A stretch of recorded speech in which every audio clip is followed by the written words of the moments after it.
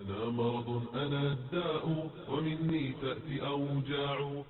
Israel is a country, it was established in 1948. Prior to this, there was no such thing as Israel. Rather, what you found is that in the late 19th century, a movement started from amongst the Jews, and this is called the Zionist movement. A man by the name of Theodor Herzl, who came up with the idea that we as Jews are a race, and this race needs to have a nation, and it needs to have a state. We have been promised the promised land, which is the sacred land of Beit al-Maqdis, Jerusalem.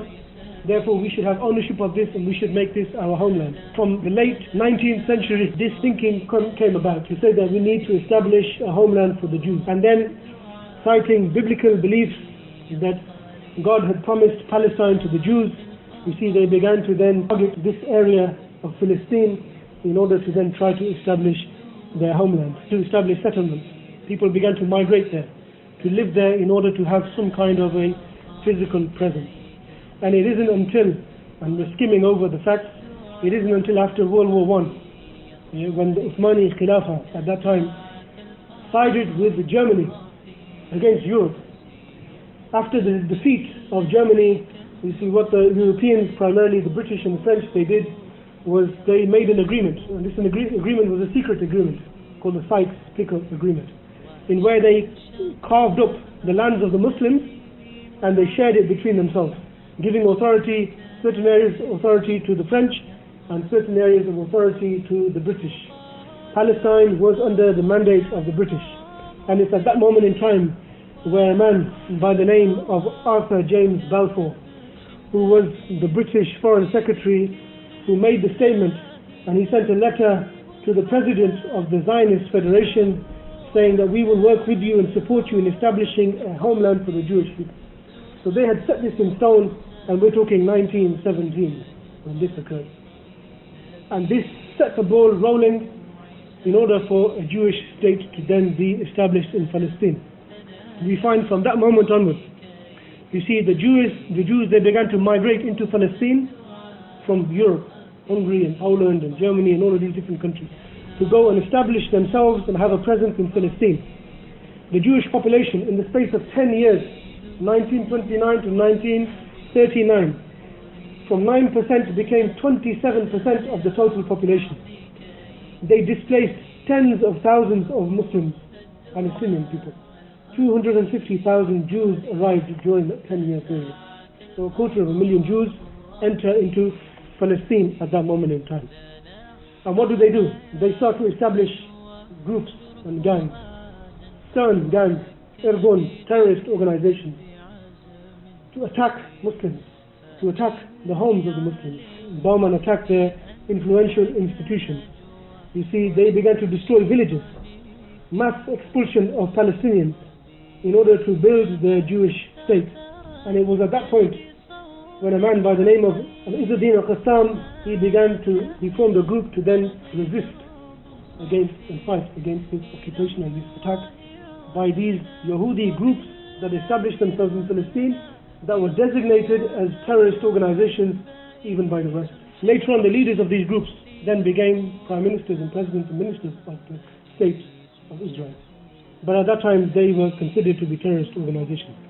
Sheikh Izzuddin al-Qassam, you may have heard the name. You see, Hamas had named a brigade specifically after the Sheikh. They're the same one who, you have leaders like Al-Saud who condemn them and say, oh, look at these people, they're terrorists and what they're doing is wrong. They were established to resist this occupation of Muslim land in Palestine, and they continue to do so to a certain extent.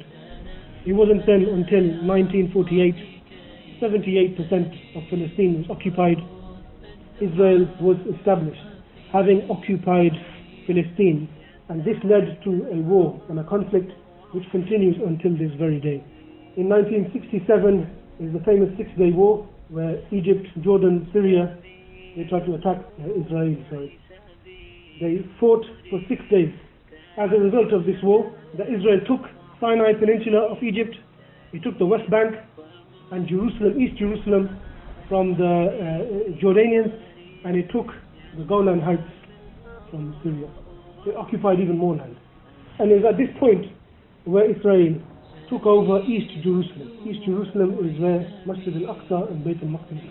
They occupied this illegally, even according to the laws of the Kuffar, even according to United Nations resolutions, Geneva Conventions. This is all illegal, and it stands to be so even until this day. But yet they have occupied it and they rule over it. And it was at that time when they agreed that they would allow the Muslims, what you call, to be caretakers of Bayt al-Maqdis, the area of the Holy Land. Israelis will have authority over the rest of the area.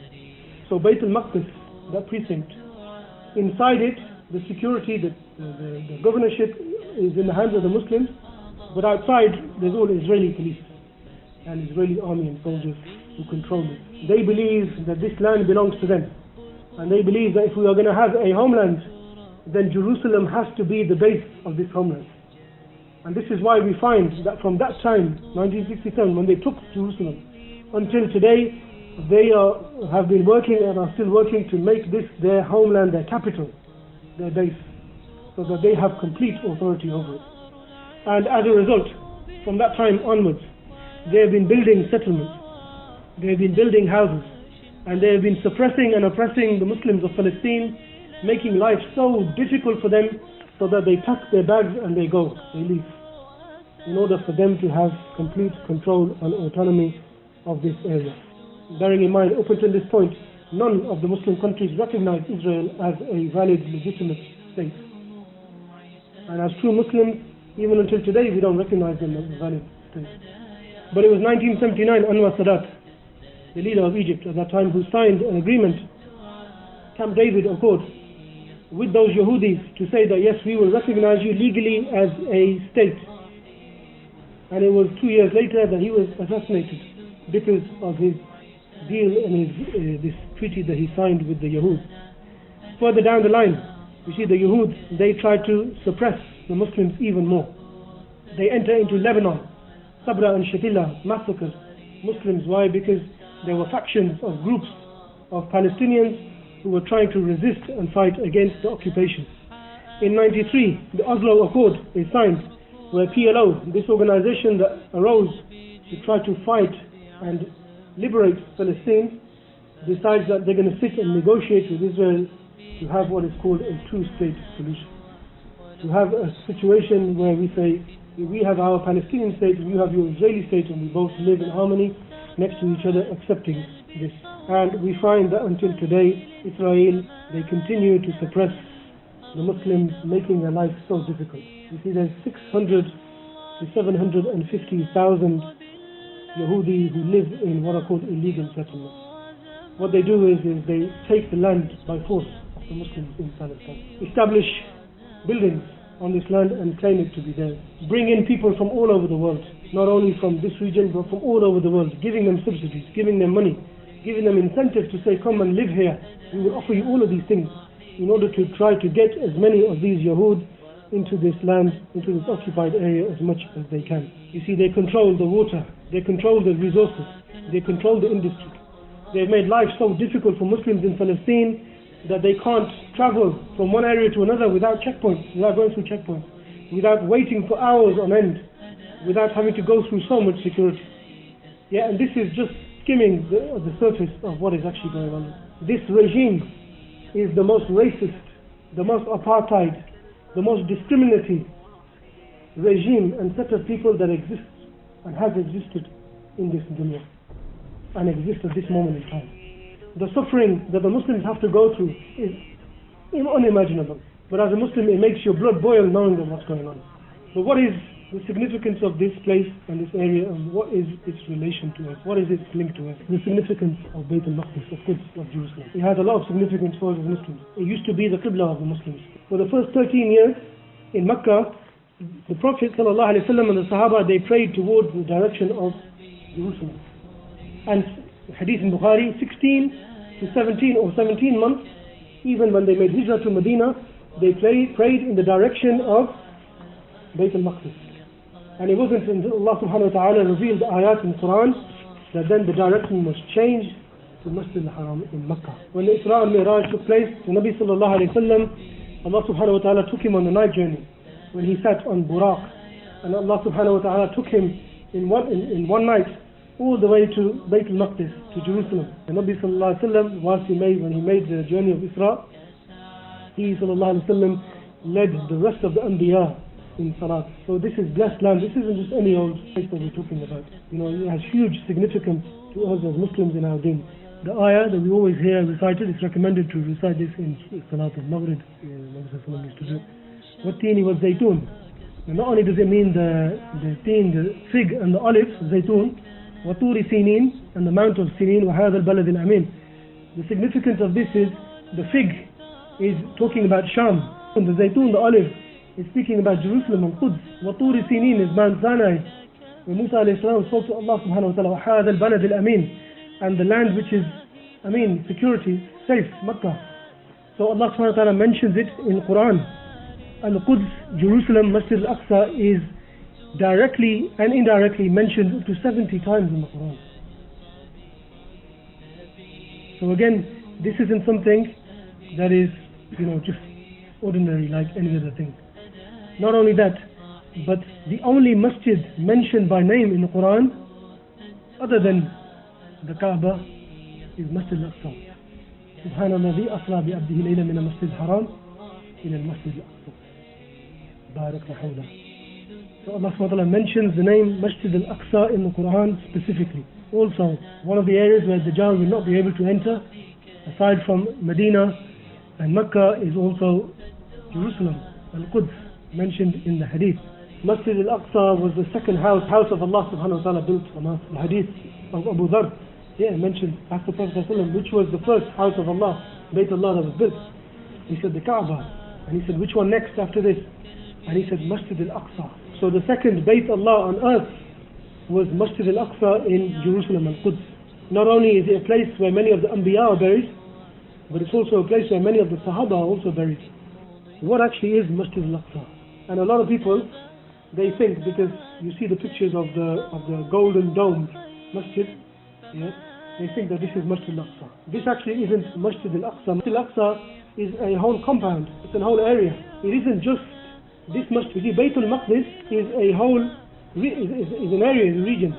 And in this area, in this region, all of this is the sacred land, the sacred area. And you find that it contains Masjid al-Qibli, which is the one Umar ibn Khattab he built. It didn't look like that at that time. It had no dome. It had no structure. It was a very simple masjid, an area of prayer. The Dome of the Rock mosque, later on, by Abdul Malik bin Marwan, Khalif of the Muslims, he built this one later on. And then to the southwest corner, next to Masjid al-Qibli, you have Masjid al-Buraq. And this one was built by people. This is because this is the area where the Nabi sallallahu alaihi wasallam, he tied his Buraq when he then descended and led the rest of the Prophets in Salah. And next to Masjid al-Buraq, you got the Buraq wall, which is also sacred. This is the area where the Buraq was tied. And this is known to the Jews as the Wailing Wall. Whilst the time that Banu Israel left this area, they were in Egypt, and then in Egypt they were wandering in the desert before they came back. All of these hundreds of years, the Masjid Al Aqsa has been destroyed. Bayt al-Maqdis, there's nothing there anymore. So Dawood alayhi salam, he begins to start rebuilding Masjid Al Aqsa. Dawood alayhi salam passes away before it's completed. Sulaiman alayhi salam, the son of Dawood alayhi salam, he then comes and he finishes off the job by building Masjid Al Aqsa. He himself was born in Jerusalem. He carried on until it was finished. The rule of Sulaiman alayhi salam and his father Dawood alayhi salam lasted about 73 years between the both of them. And it's these Yahudis who claim that Sulaiman was the one originally who built the masjid, calling it Solomon's temple, the temple of Solomon. And this is what they're trying to uncover even until today. After Sulaiman alayhi salam, Banu Israel, they began to deviate again, going back to their shirk, their idolatry, killing many of the Anbiya. Zakaria alayhi salam, his son Yahya alayhi salam, they tried to kill Isa alayhi salam. So this is how they are. It isn't until then, 587 BC, the Babylonian king, Bukhtanasir, Nebuchadnezzar in English they call him, and he ransacks Jerusalem, taking over the city, destroying Masjid Al Aqsa and enslaving the people of Banu Israel. And they remain in this state. So now Masjid Al Aqsa is destroyed again after Sulaiman alayhi salam. Until then the Persian king Cyrus, he comes and then he liberates it and he allows Bani Israel to then return back to Palestine. Then what happens is, and obviously we're skimming through history, so it gives us a good picture to understand where we are, what we are all about today. See, then you have the true superpowers of the world. You have the Persian Empire, Bilad al-Faris, and Bilad al-Rum, the Roman Empire. And both of these two empires are in rivalry with each other. After Isa alayhi salam, when the Romans, they capture Jerusalem and they destroy Masjid Al Aqsa. This is after Isa alayhi salam, 70 years. 65 years later, the Romans then massacre Banu Israel in Jerusalem. They dig the foundations of the masjid in 135, in the year 135. And the Romans have by this time accepted Christianity as their belief. So their enmity towards the Jews is intensified because they see them as killers of the Prophet, killers of Isa alayhi salam. And then it isn't until 614 that the Persians then take control of Al-Quds, Bayt al-Maqdis, Jerusalem from the Romans, and this is where the Nabi sallallahu alayhi wasallam, he is now present. The Persians had taken control over the Roman Empire, and this is why the Mushrikeen, they came to the Nabi sallallahu alayhi wasallam and they would make fun of him, saying that look, these fire worshippers, because they too were idol worshippers, they were Mushrikeen, obviously the Mushrikeen of Quraysh. They came and they wanted the Persians, they favored the Persians. Whereas the Muslims, they favored Ahl al-Kitab, the Christians, the Romans. But the Persians had taken over and they had taken control of Bayt al-Maqdis, al-Quds, Jerusalem. So they would make fun of it. Allah subhanahu wa ta'ala revealed what? Alif Lam Mim, Ghulibat al-Rum. Alif Lam Mim, the Romans have been defeated. في أدنى الأرض وهم من بعد غلبهم سيغلبون.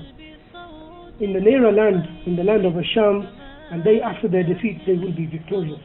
Allah subhanahu wa ta'ala prophesies, tells us, the Nabi sallallahu alayhi wa sallam explains that yes, the Persians are in power, but the Romans will defeat them, and I'm sure we're all familiar with this incident, and Abu Bakr as-Siddiq, he makes a bet with them before betting was forbidden, to say that the Romans would be victorious, and indeed the Romans were victorious.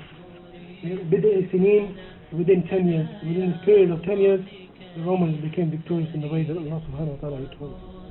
The Nabi sallallahu alayhi wa sallam, you see, he understood the importance and the significance of Al-Quds, to the point where he was preparing the Muslims in order to take back the Bayt al-Maqdis. This land is not for the Persians, it is not for the Romans. This land is for those Muslims, those muwahhideen, those people who declare La ilaha illallah. The Romans, they gathered a huge army in order to try to attack the Nabi sallallahu alayhi wa sallam and the Sahaba in Medina, and this was the Battle of Tabuk. But no battle took place.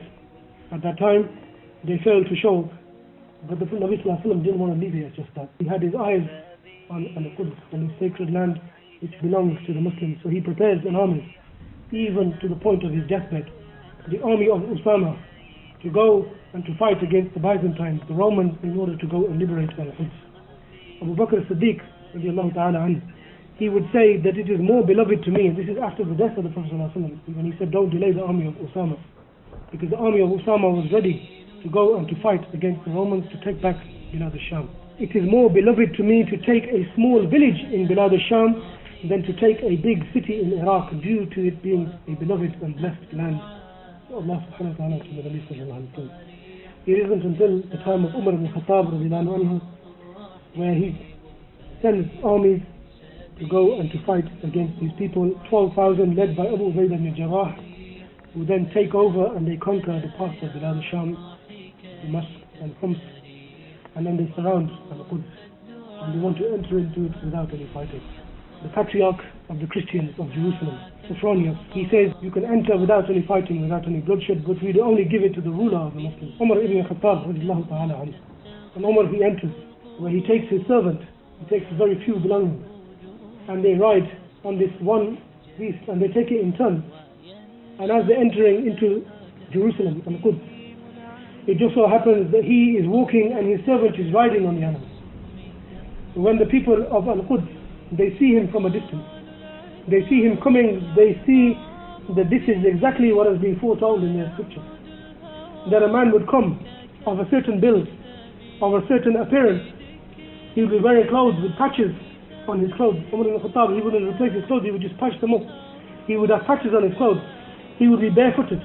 He will be walking and his servant will be riding, entering into Al-Quds. People, they came to him, they give him the keys, they say, this is exactly what has been told in our scriptures. Al-Faruq, he begins to cry. He can't believe that Allah subhanahu wa ta'ala spoke about him in such a way in previous scriptures even before he was born, even before he entered this dunya. Umar Al-Faruq, he asks, he says, show me the Masjid of Dawood alayhi salam, the place where Dawood alayhi salam used to worship, Masjid Al Aqsa. He said, where the Nabi sallallahu alayhi wa sallam led all of the Anbiya in Salat. He went to this area, they took him to this place. You see, what does he see? He sees that it's being used as a waste ground. There was no Masjid there. They used it as a dumping ground. You see, because they had hatred for the Yahud, because they saw those Yahud as being the ones who killed Isa alayhi salam. So in order to teach them a lesson, they used this area as a dumping ground. All of their waste would go there. Al-Faruq with his bare hands began to clean this area. The Sahaba, they joined in to clean this area with their bare hands. This is the area where the Nabi sallallahu alaihi wasallam led the Anbiya in Salat during Isra and Miraj. He cleans it and then he leads the rest of the Sahaba in Salat 2 rak'ahs. In the first rak'ah he recites Surah Al-Sad. In Surah Al-Sad is the story of Dawood alayhi salam and the story of the Mihrab and how he ruled and established justice. In the second rak'ah he recites the Surah of Isra, Surah Bani Israel, where he speaks about the Isra and the Mi'raj of the Nabi sallallahu alayhi wa sallam. He makes this into a small area of a masjid, a very simple structure which then later on became Masjid Al Aqsa as we know it today. He calls one of the Sahabi by the name of Ka'b ibn Ahbar. Ka'b ibn Ahbar used to be a rabbi of the Jews before he embraced Islam. He calls him, and he was in the army that conquered Bilad al-Sham at that time, so he was there present amongst the Sahaba. He said, show to me the rock that the Nabi sallallahu alaihi wasallam made the journey of Mi'raj from. So Ka'b ibn Ahbar, he shows him where it is. He asks Ka'b, he says, where shall we establish this masjid? Where shall we make this masjid? Umar al-Faruq, he recognizes this area from what the Nabi sallallahu alaihi wasallam told him. Ka'b, he says, let's make the musalla, the masjid, behind the rock, so that when we're praying facing towards this rock, Bayt al-Maqdis, Al-Aqsa, and we're also facing the Qibla of Makkah. So we kill two birds with one stone. Al-Faruq, he says to him, no. He said, you, O Ka'b, are beginning to resemble the Yahud in the way you're thinking. He said, no. He said, we will put this behind us because this is the Qibla that has been abrogated, meaning it has no significance in that sense for us anymore. We pray towards Makkah, towards the Kaaba, so we will do it in front so that we pray towards the Kaaba. At that time, Bilal ibn Rabah, the Muaddin of the Nabi sallallahu alayhi wa sallam, he was present also. He called Bilal. He said, oh Bilal, come. He said, make the adhan. Bilal, you made the adhan on top of the Kaaba in the Fatah of Makkah. And he begins to make the adhan. The Sahaba, they begin to cry. They remember the conquering of Makkah. You see, the masjid had been destroyed. There was no masjid there for 600 years prior to this point. This area was being used as a dumping ground, rubbish by those Christians. Umar, he then, look at the justice of Umar. He invites 70 of the families of Banu Israel who had been kicked out of this land, kicked out of this area. He invites them back into Al-Quds, in Jerusalem, giving them the right of return after many, many years of exile. So Masjid Al Aqsa is now established. Al-Quds is now again in the hands of the Muslims, of the rightful owners. It isn't even until later on, when Muawiyah ibn Abi Sufyan, radiallahu ta'ala anhu, when the bay'ah was taken from him, after Hassan, radiallahu anhu, the grandson of the Prophet, he stepped down and he gave it to Muawiyah. Muawiyah, what did he do? He called the people to Bayt al-Maqdis, Masjid Al Aqsa, and he said, give me the bay'ah from this area. He himself was a resident of Bilad al-Sham. It wasn't until then, Abdul Malik bin Marwan, in the year 72 after Hijr, that he then, the Khalifa at that time, he then decided on this, where this rock was, for him to build this masjid, which is now known today as the Dome of the Rock. Mosque, Qubbat al-Sakhra, they call it. And this rock has a significance. Obviously, not only was it the rock where the Nabi sallallahu alaihi wasallam made the journey of Mi'raj, but it's also narrated that when the Nabi sallallahu alaihi wasallam standing on it and making the Mi'raj and he was ascending to the heavens, the rock was also being raised at the same time.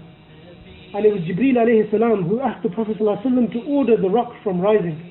So he put his foot on it in order for the rock to stay there, and the Nabi sallallahu alaihi wasallam, he then ascended to the heavens. Abdul Malik bin Marwan, he appointed two scholars to be in charge of the building of this dome of the rock, this masjid. And he said, you are in charge for making sure that it's completed. They finished the job.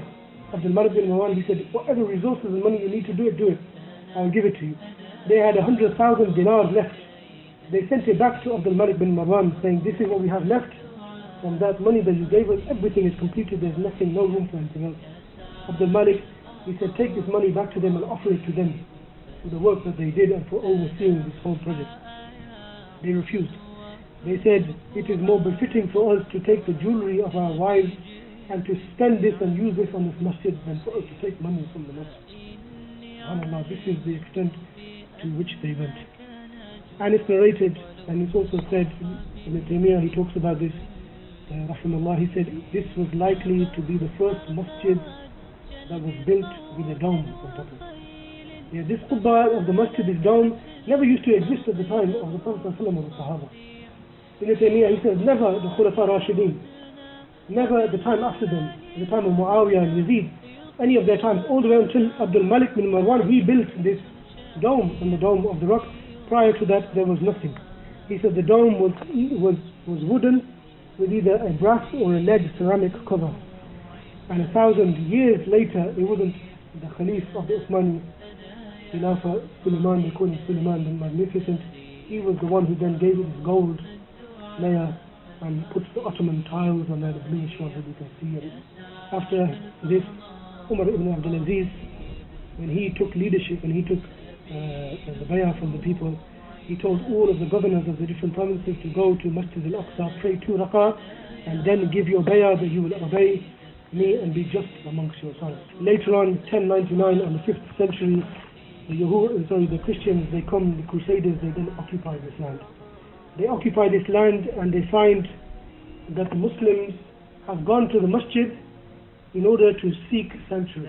And if you look at Masjid Al Aqsa now, you'll see that there's actually underground tunnels and rooms there that have been built from that time. When those Christian Crusaders, they went there, they found 70,000 of those Muslims there, they slaughtered every single one. And they converted the Qibli Masjid that we talked about, the Masjid Al Aqsa, they made this into a palace. The Dome of the Rock Mosque, they made this into a chapel and they put a cross on the top of it. And these underground chambers that existed beneath Masjid Al Aqsa, they made them into stables. The Muslims who survived this initial massacre were later then crucified on a cross. They built a cross in that compound in Bayt al-Maqdis, a huge cross.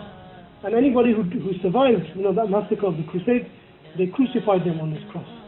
And this cross, in fact, existed all the way until Salahuddin Ayyubi. Salahuddin Ayyubi, he didn't destroy the cross and the churches and the synagogues or anything like this. But this was the one cross that he destroyed. But the base where that cross stood, it still exists even until today, it can be seen. Later on then we find that Nur al-Din Zinki from Mosul, he comes and he begins to then fight against those Christians, the Crusaders, conquering over 70 of their fortresses and their castles. But his eyes are on Masjid Al Aqsa, knowing that this is a sacred land, this belongs to the Muslims, nobody has right of ownership over it. You see, but he's unable to get to it. But whilst he is planning and preparing and making his way there, he orders for his people to build a minbar in preparation to put it in Masjid Al Aqsa when we take it over. You see, look at his thinking. He had vision that we're going to take back Masjid Al Aqsa. They built a minbar with their own hands. And this minbar, subhanAllah, not a single nail was used, not any piece of glue was used to make and put the minbar together. They built it with their own hands. He passed away. He was killed, poisoned by some Shia Batini. And it isn't until his student Salahuddin Ayyubi, who then comes, takes over and then retakes back Masjid Al Aqsa from these occupiers, and he calls for this minbar of Nur al-Din Zinki to come and to be put into the Masjid Al Aqsa. He orders the Khatib to stand on this minbar and deliver the khutbah in the Jummah of the Masjid Al Aqsa. And this minbar in fact remained there all the way until 1967, the war that I mentioned, 6-day war. When this happened, there was one fanatical Christian from Australia who came and he burnt this minbar down to the ground. And this minbar unfortunately doesn't exist anymore. In 1798, when Napoleon he came into Egypt, when he took Egypt, you see, he tried also to take Al-Quds, Jerusalem, but he was unable to. And his intention was what? To take all of these Jews from Europe and to send them there. Because this is, give them a homeland, get rid of them from Europe, and we give them their homeland and establish it there. You see, they were unable to do this. And it isn't then until, like we mentioned in the beginning, at the end of the 19th century, that then these Jews themselves begin to make this plan in order to take Masjid Al Aqsa,